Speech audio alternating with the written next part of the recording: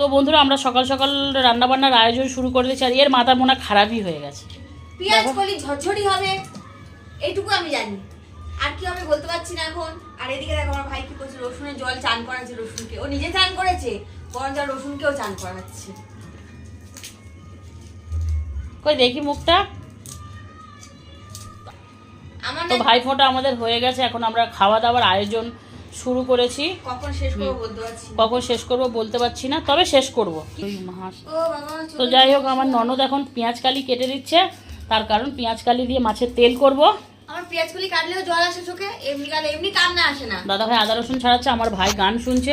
আমার ভাইয়েরও কাজ আছে, আমার ভাইয়েরও কাজ করতে হবে। তোমার দাদা ভাই আমার দিকে তাকিয়ে আছে, ভাবছে যে আমি ফোনটাকে এইভাবে ঘুরিয়ে কীভাবে ভিডিও করছি। সবাই এইভাবেই করে, ভিডিওর পদ্ধতি একবার এইভাবে ঘোরানো, একবার এইভাবে ঘোরানো, তাই ঠিক আছে। আমরা এইভাবে করি না, বারে বারে অফ অন করি, হয় পিছনে ভিডিও করি না সামনে, কিন্তু আসলে নিয়ম এইটা, এইভাবে আর এইভাবে। তো যাই হোক, এখন এই আয়োজন শুরু হয়েছে। আমাদের মোটামুটি ব্রেকফাস্ট হয়ে গেছে, কালকে রাতে লুচি আর ঘুগনি খাওয়া হয়ে গেছে।